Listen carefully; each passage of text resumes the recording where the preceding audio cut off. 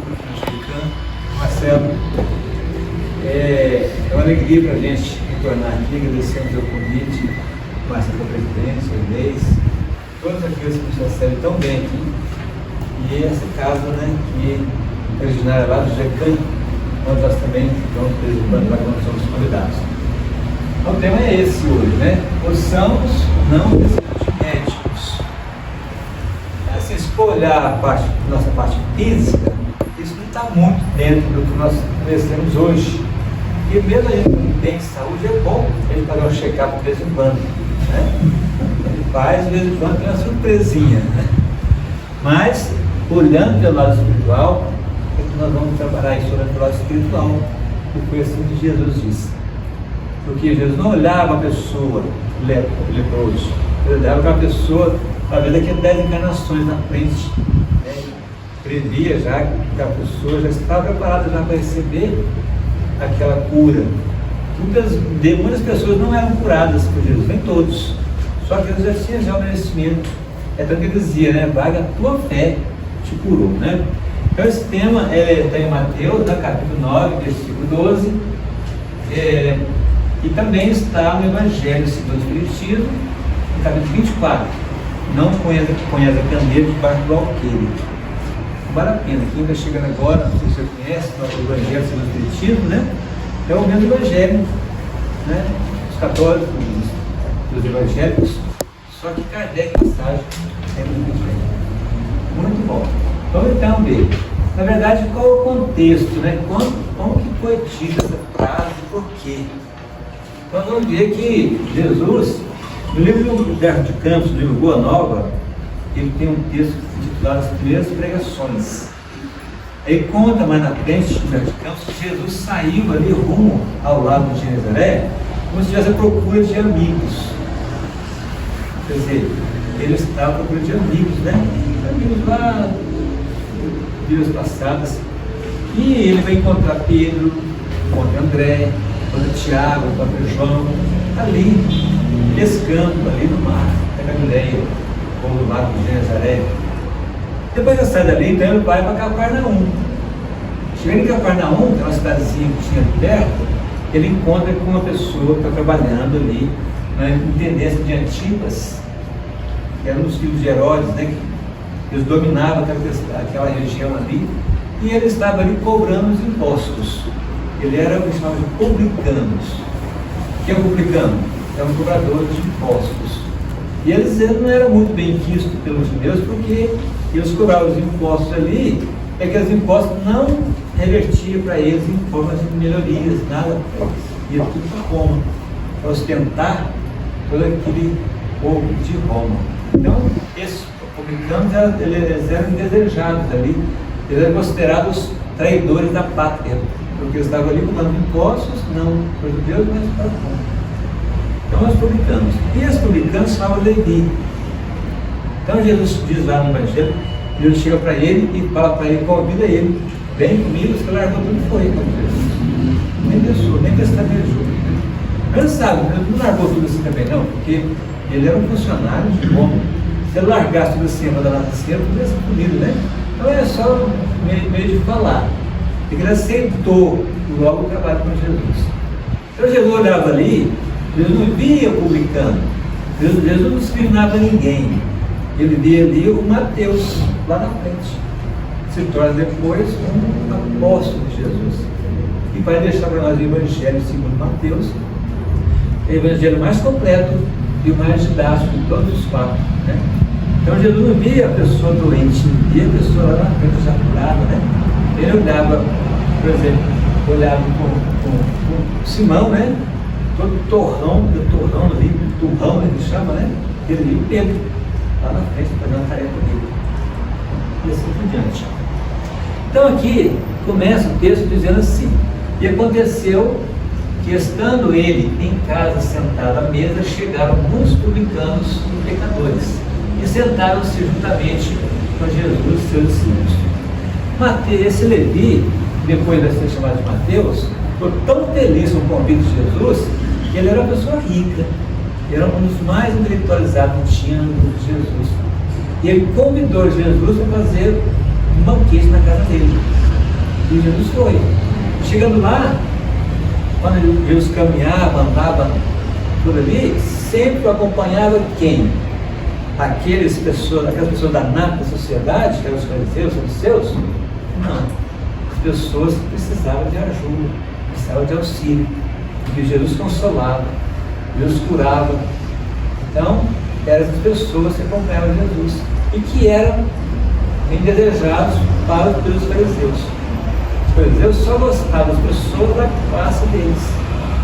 Essas pessoas que eram chamadas de pecadores eram pessoas adoentadas. Aquele lugar ali que eles moravam não tinha nada, não tinha conforto, não tinha nada. Era, na verdade, não era nem cidade, eram aldeias. Eles moravam ali numa condição desumana, não tinha médico, não tinha estudo, não tinha colégio, não tinha nada disso. Eu não tinha esperança nenhuma. Mas eram esses que procuraram Jesus tentando buscar um pouco de consolo, né? Então, aconteceu isso aí. Jesus entrou lá para peça para o almoço lá, que eu pedi para ele, e acompanha Jesus quem? Os pecadores e os publicanos. Isso para injúria, né, dos fariseus. Aí os fariseus, vendo isso, disseram aos seus discípulos: por que come o vosso mestre com os publicanos e pecadores? Eles eram orgulhosos, né? Os pecadores ficavam para lá. Os publicanos, então, nem se fala. Mas Jesus acolhia justamente essas pessoas. Mas Jesus, ele não precisava de ouvir pelos ouvidos materiais. Ele tinha clara evidência e clara audiência. Se eu falasse uma coisa dele assim longe já, e ele então rebateu, né? Ele disse ali para eles, né? Não necessitam de médicos sãos, mas sim doentes. Quem que eram os sãos ali que Jesus falou? Os fariseus. Eles se achavam salvos, se achavam que eram já os salvadores da pátria ali, orgulhosos. Vamos falar um pouquinho disso daqui a pouquinho, né? Então não são não necessitam de médicos sãos, mas sim os doentes. É isso mesmo, né? Quem precisa de médicos são os doentes. Embora a gente faça nosso check-up, né? De vez em quando a gente tem tempo. Porque eu não vim chamar os justos, mas os pecadores ao arrependimento. Até 10h30, você falou? Fique à vontade. Fique à vontade. 10 para 9? Isso, 10 para as 9, 9 horas. Se deixar aqui, eu falo aqui até amanhã. Você vai perguntando para a plateia. Isso, tem que estar, tá bom, né? É o relógio, né? Hoje em dia o relógio vai assim, né? Mas a pessoa pensa fazer assim. Aí você já começa já, né? Agora se você fizer assim, ó. Será que parou o relógio? Muito bem. Mas o que é fariseu? O que é publicano? E que são essas pessoas pecadoras? Vamos ver primeiro para a gente poder compreender esse contexto, né? Olha só ali a pose daquele fariseu. Era assim. Ele era todo paramentado. Ele usava longas túnicas. Era muito bem armado. Só andava assim. Olhando assim, para baixo. Muito orgulhosos.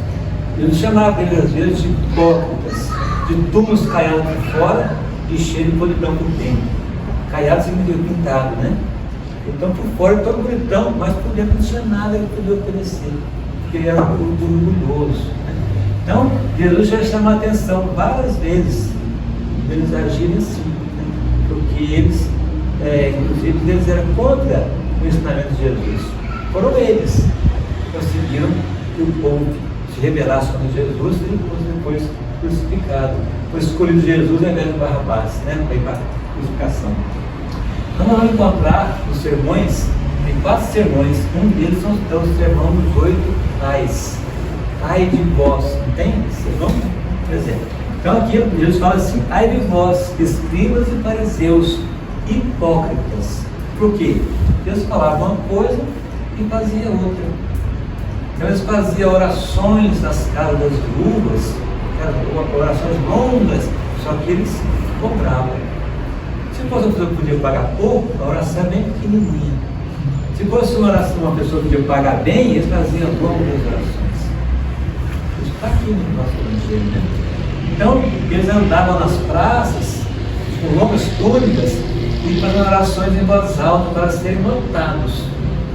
quando nós precisamos fazer as coisas, né? Então, eu falo, que devorai as casas das viúvas, a pretexto de longas orações, por isso sofrereis mais rigoroso juízo.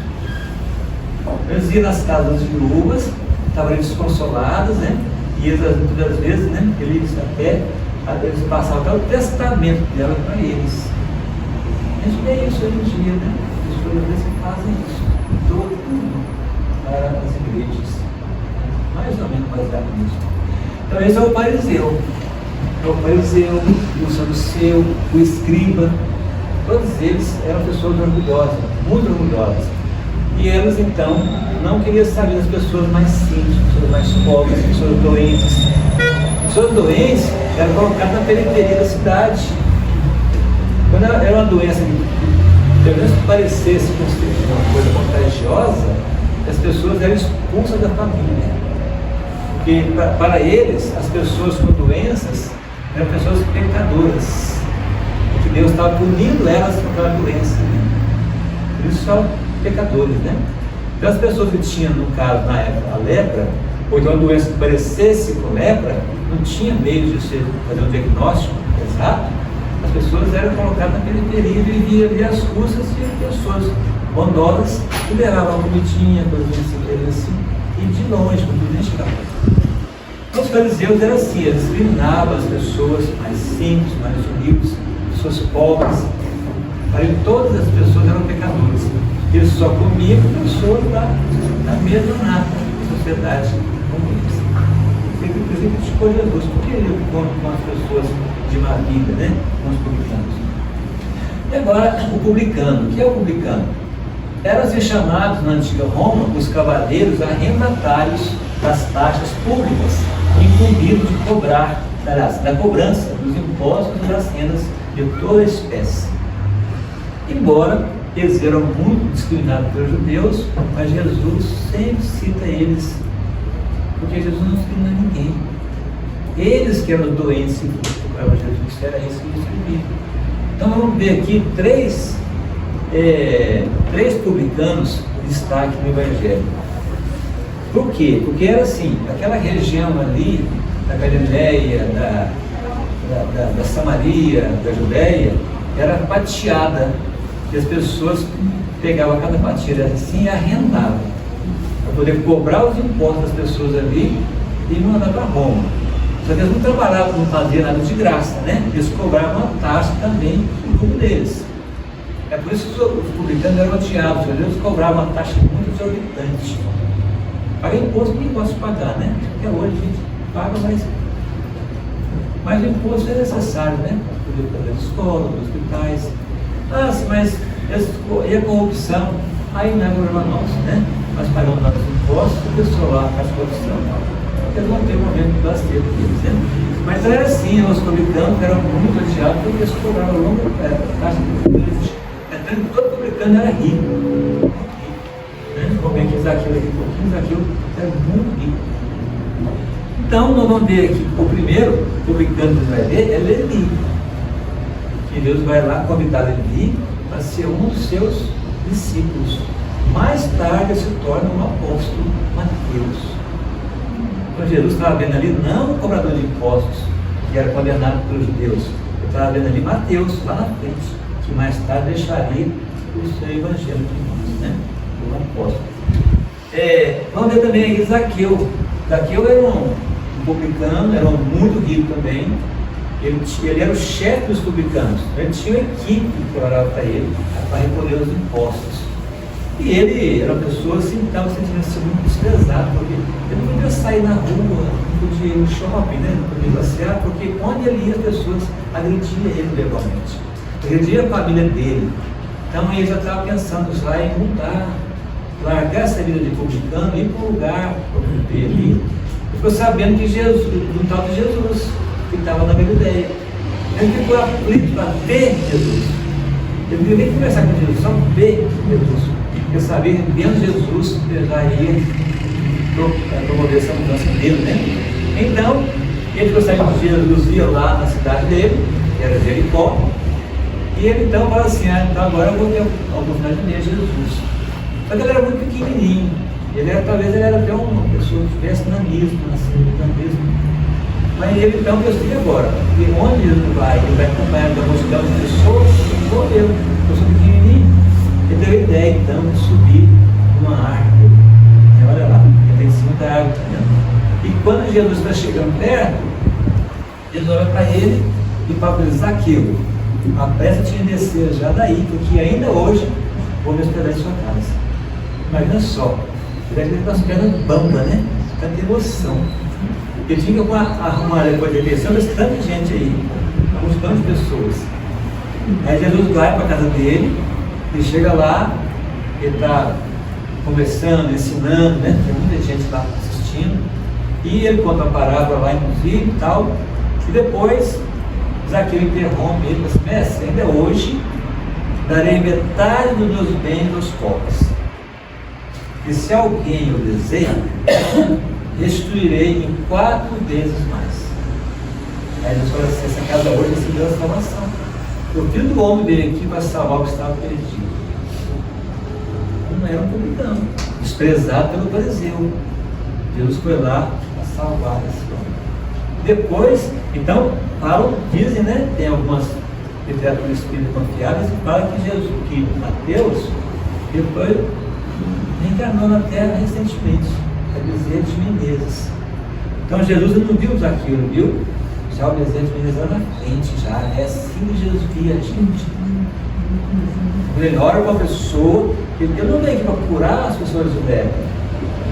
Tem 17, 18 cursos no Evangelho. Ele queria de mundos superiores, ficar milhares de anos para vir aqui para curar a lepra. Não, ele curava era a alma.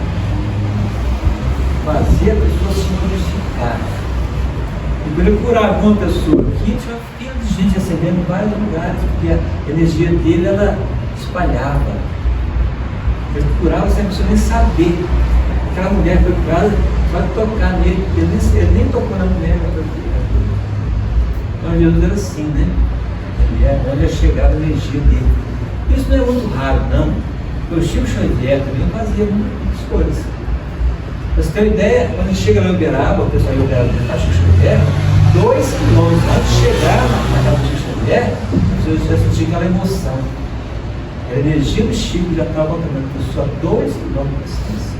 Você imagina Jesus. É tão grande a energia de Jesus que até hoje ela vai a nós. Faz uma prece, faz um Pai Nosso para você ver a gente sempre a energia dele para a vida de Deus, né? Então, o primeiro, então, Levi, mais tarde é Mateus. O segundo, que nós falamos aqui, importante do Evangelho, publicano, o Zaqueu. E o terceiro, aqui Jesus faz agora com os 2. Ele foi um fariseu e um publicano. Essa mensagem é fantástica. Ele coloca assim, fala que 2 homens subiram no templo para orar. Um fariseu e um. O fariseu entrou no templo já assim, olhando para cima, como se fosse o dono do pedaço. Já o outro entrou assim, tampando os olhos, porque olhar para o altar era mesmo olhar para Deus, para o judeu. Eles olharam para o altar com muito respeito. E o publicano, como ele era uma pessoa de má vida, né? Pelo menos era julgado assim, ele não tinha coragem de olhar de frente para o altar. Estava com a cabeça baixa. Enquanto o outro, um orgulhoso, o outro humilde. Então, o outro orava dizendo assim, obrigado, meu Deus, por não ser como os demais homens que são ladrões, adultos e tal. Então, ele colocou como se ele fosse o melhor homem do mundo. Ele não era como os demais homens, inclusive com esse publicano. Ele ainda julga o publicano ainda. Ele fala, jejum 2 vezes por semana e dou o dízimo de tudo que possui. Ele só se elevou. E o outro estava do lado, com a mão que nem olhava, batia no peito e dizia assim, ó Pai, me perdoa, porque eu sou um pecador. Tem piedade de mim, porque eu sou um pecador.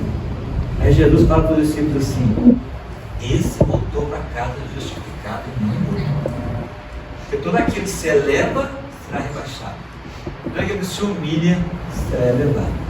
A humilhação aqui não é no sentido de ser a pessoa, né, fazer pouco caso, não. Humilhação no sentido de humildade. Então, esses 3 publicanos aqui, que na boca dos judeus eram pessoas de má vida, mas que Jesus tratava muito bem. Até o samaritano, né? Que era tido também como pessoas de má vida, mas Jesus conta para o samaritano, fala que curou 10 leprosos, voltou para agradecer, era o samaritano, tem a mulher samaritana no poço. Então Jesus trabalhava com os doentes, não com os sãos, porque eles sabiam que os doentes poderiam ser recuperados, os orgulhosos não, né? Não tem nada de solução aqui, ó. Estou com o negócio na mão aqui, estou apertando ali, né? Aqui. E os pecadores? Quem são os pecadores? Aí eu vou aproveitar um trechinho do livro Boa Nova, de Humberto Campos, no capítulo 11, titulado Sermão do Monte, Sermão da Montanha. Olha só como ele diz o seguinte: como que reuniu as pessoas ali no monte naquele dia do sermão de Jesus? Uns falam que foram milhares de pessoas, outros falam que foram centenas, né? Mas foi um grupo grande. Como eles combinaram de se encontrar ali? Não tinha WhatsApp, não tinha redes sociais, não tinha nada. No entanto, eles se combinaram de encontrar ali, né? E o Humberto Campos narra isso no livro Boa Nova. Difundindo as primeiras claridades da Boa Nova, ou seja, quando Jesus começou a fazer os prodígios, já havia transformado a água em vinho lá em Caná, já havia também falado o biscoito, orientado, né, talvez as curas. Então isso se espalhou rapidamente ali, pouco a pouco, né? Então, difundir as primeiras claridades da Boa Nova, todos os enfermos e derrotados da sorte. Eu até sublinhei o dedo de curva, a gente não chamar a atenção. Quem são os enfermos? São as pessoas adoentadas, não tinha médico. A gente ouve falar em 2 médicos só no Novo Testamento. No Velho Testamento nem fala de médico, né? Mas no Novo Testamento nós falamos de 2 médicos. Quem são os 2 médicos, sabe? Lucas e Jesus. Jesus era o médico dos médicos, né? Só que Lucas, ele nem era um médico clínico, ele era um pesquisador. Então não tinha médico, não tinha nada, né? Então, essas pessoas enfermas, elas curavam pela fé. Vamos ver depois na frente, né? E os derrotados da sorte é porque não tinha nada, não tinha esperança nenhuma na vida deles. Hoje a gente tem tantos recursos, né? Temos os médicos, temos os hospitais, temos as escolas, dá para estudar, tem um lugar para você comprar um alimento. Na época não existia nada disso. Eles estavam ali, ó, jogados. Então, esses são aqueles que foram para o Sermão da Montanha, né? Todos enfermos, derrotados da sorte. Habitantes daquelas aldeias ali em volta, Corazim, Magdala, Betsaida, Dalmanuta e outras aldeias ali. A aldeia não era uma cidade, era uma coisinha que tinha, às vezes, ali 50 pessoas, 100 pessoas, né? E não tinha os recursos que nós temos hoje, né?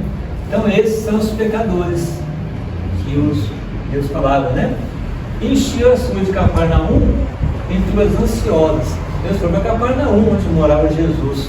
Jesus hospedava na casa de Pedro, Cafarnaum. Deus foram ali procurar, né? Procurar o quê? Todos queriam o auxílio de Jesus, o benefício imediato da sua poderosa virtude. E realizaram explicações sobre o Evangelho do Rei. Deus procurou Jesus e também os apóstolos para poder saber, orientar. O que é esse negócio de reino de Deus? Como é que eu faço para conseguir isso aí? Né? Tudo bem? Então nós já vimos já quem são os fariseus, quem são os publicanos e quem são os pecadores. Então, para entender melhor o contexto.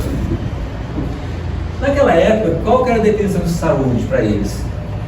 Eles nem sabiam o que era isso, né? Eles nem imaginavam. Não tinha médico, não tinha nada, como é que eles não sabiam o que era saúde, né? Mas a OMS, ela vai definir saúde. Porque a OMS ela não define doença, define saúde. E olha qual a definição de saúde, segundo a Organização Mundial da Saúde. A saúde é o estado de completo bem-estar físico, mental e social, não apenas a ausência de doenças ou enfermidades. Essa definição da OMS, ela está vigente até hoje. E ela foi de 1946, foi que saiu essa nota. Então, tem pessoas que falam assim, eu tenho 70 anos, não tive uma dor de cabeça. Não tem isso. Pessoas fortes, né? Sadias, mas é fisicamente. E mentalmente, como é que essa pessoa está mentalmente? Como é que ela é em casa? É um bom pai? É um bom filho?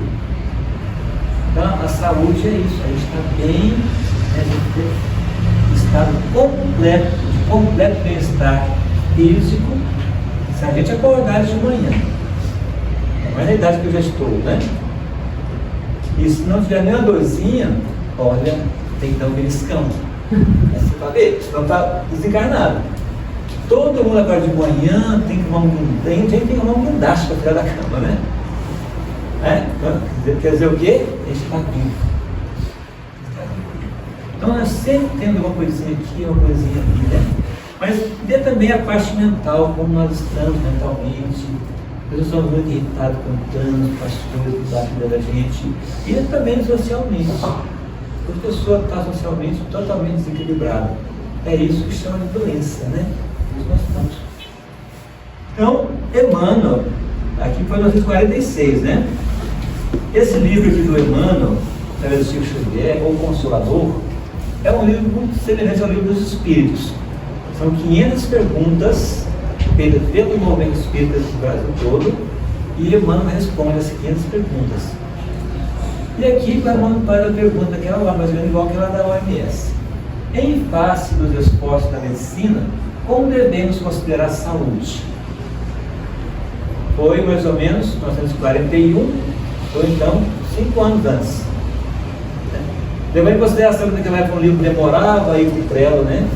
Porque até que ia encadernar, as letrinhas eram colocadas uma por uma. Então demora 2, 3 anos para o livro sair. Pode colocar então 9 anos antes da OMS. Olha o que o Emmanuel fala. Para o homem da terra, a saúde pode significar o equilíbrio perfeito dos órgãos materiais. A pessoa que sente dor nenhuma, idoso, nunca foi médico, né? Não tem nada.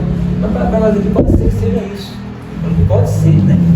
Mas, todavia, para o plano espiritual, saúde é a perfeita harmonia da alma. Está de acordo com a OMS? Ele falou uns 10 anos antes, para mostrar, né, que o Espiritismo está na vanguarda, para a obtenção da qual, muitas vezes, há necessidade da contribuição preciosa das moléstias e deficiências transitórias da terra. Então, a dor, ela é pedagógica. Se eu não sentisse dor, talvez eu morreria muito jovem, porque a dor ela vem me avisar alguma coisa, você está precisando de um médico. A dor ela vem pesada, existe uma síndrome aí que pessoas que não sentem dores, não sentem dor. É uma doença, você tem que tratar, tem que ficar de olho, fazer exame de consentimento, não pode ter uma hemorragia interna, não sentir nada, não é que o doutor que agora está morto, né? Então você vê, né, você observar que o Emmanuel já trazia uma depressão ao OMS. Eu não sei se o pessoal da OMS teve esse livro antes, né? E aqui já falava lá Sócrates, 500 anos antes de Cristo, né? Isso aqui está no Evangelho segundo o Espiritismo, na introdução. A introdução tem 4 partes do Evangelho segundo o Espiritismo. E a quarta parte é justamente o resumo da doutrina de Sócrates e Platão. Sócrates foi o precursor do cristianismo. Naturalmente, o livro que ele editou está totalmente de acordo com a doutrina espírita, né?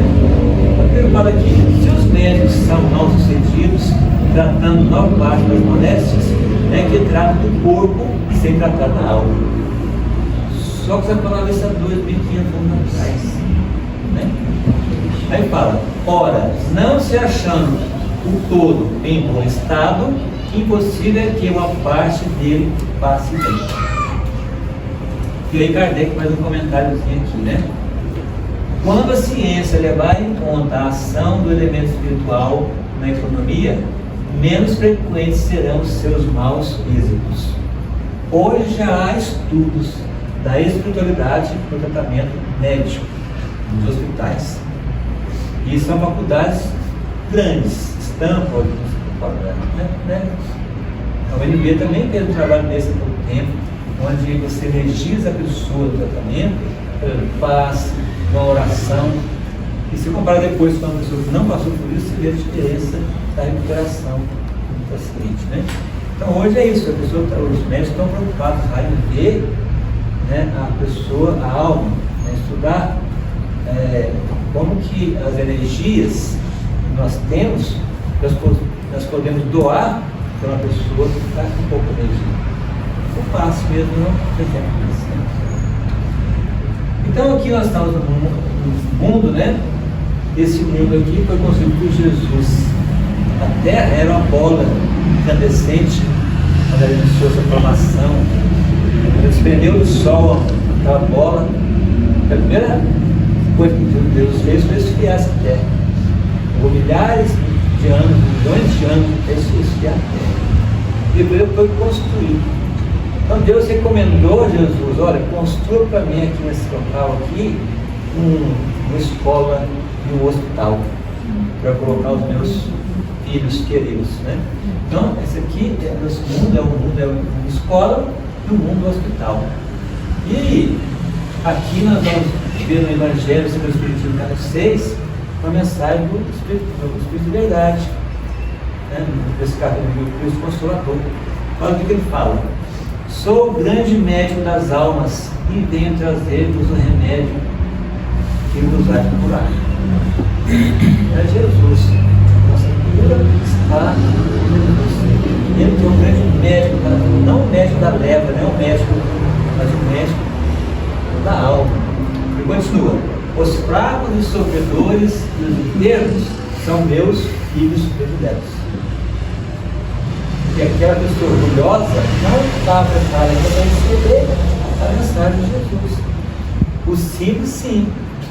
Né? Esses fracos e oprimidos, eles são mais fáceis de serem tratados por Jesus. Venho salvá-los. Vinde, pois, a mim, vós que sofreis e vos achais oprimidos, e sereis aliviados e consolados. Ele não falou que vai curar. Ele vai aliviar, porque a cura depende de nós. Ele fala assim, ó, mesmo sendo nosso Senhor Jesus Cristo, não pode salvar o doente nem auxiliá-lo de todo se o doente persistir em fugir do remédio. Então, qual é o nosso remédio? É a nossa transformação moral. Estamos cheios de obsessores entre nós. Nós mudarmos nosso modo de agir, nosso modo de pensar, começar a ajudar o próximo, fazer o bem, e esses irmãozinhos não vão encontrar guarida em nós. Vão se afastar. Então somos nós. Nossa cura está dentro da gente, não está no outro. No momento eu procurar um médico, dependendo da coisa, o médico dá remédio que for. Né? Não é porque eu desencarnei que eu não fui curado. Aquilo aqui é uma passagem rápida. Desencarna, mas a gente não morre. O mundo espiritual, condicional ao nosso trabalho. Né? E aqui no livro Caminho e Verdade de Vida, traz a mensagem, Emmanuel traz a mensagem para o seguinte: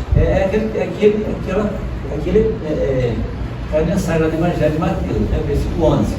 E os fariseus, vendo isso, disseram aos seus discípulos: por que comem o vosso mestre com os publicanos e os pecadores? Ah lá, de maneira geral, a comunidade cristã em seus diversos setores ainda não recebeu toda a significação do banquete do mestre entre os publicanos e pecadores.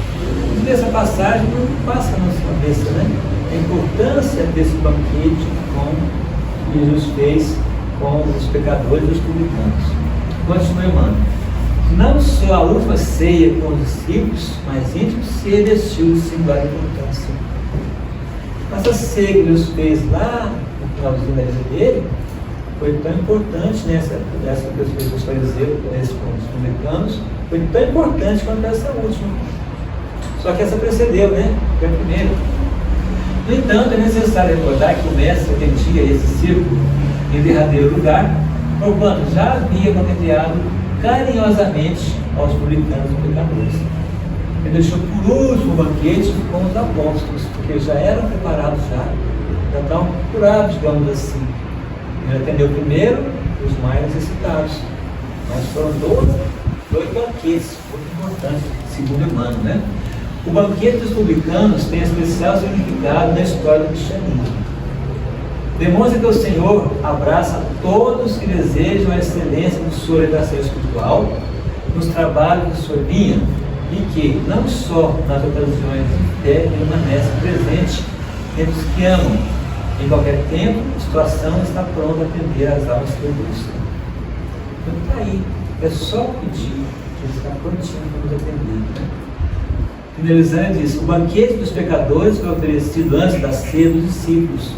E não nos esqueçamos de que a mesa divina prossegue em sublime serviço.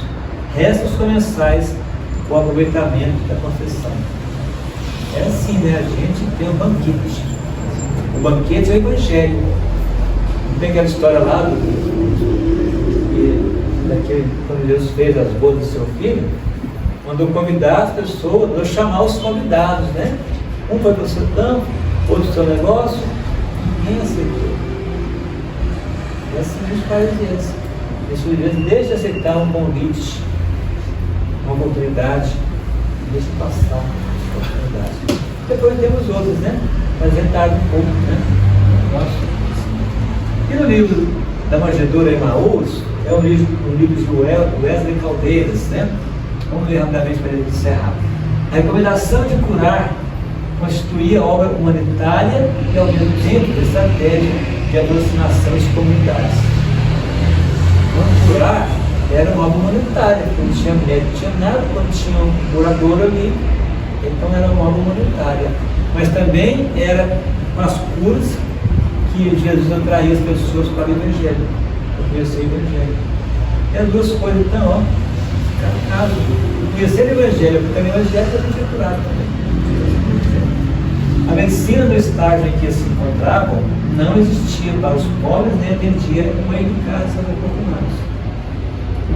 Então, durante milênios, o caminho para a recuperação orgânica foi a cura pela fé. Eles procuravam os curandeiros, e era a fé. É tanto que toda vez que eles curavam alguém, que ele falava: vai, que a tua fé te curou.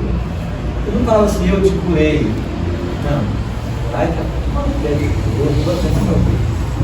Às vezes ele dava até um puxão de orelha: não tornes a pecar para que não te aconteça coisa pior.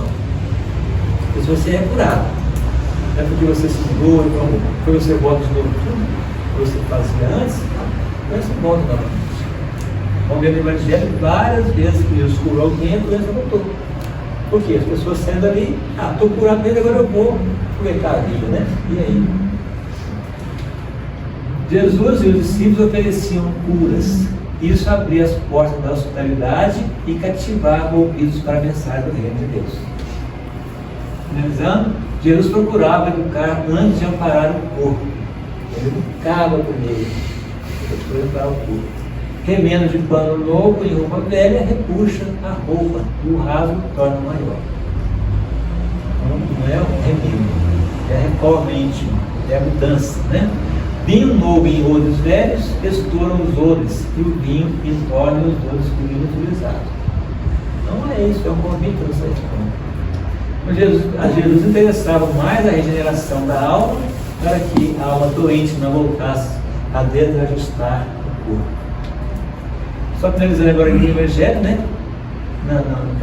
Nesse capítulo 24, ele fala: Jesus se cercava principalmente dos pobres e dos deserdados, porque os sãos, os que mais necessitam de consolação, porque são os que mais necessitam de consolação, os cegos dóceis de boa fé, porque pedem que se dê a vista, e não os orgulhosos, que julgam possuir a luz de nada precisar.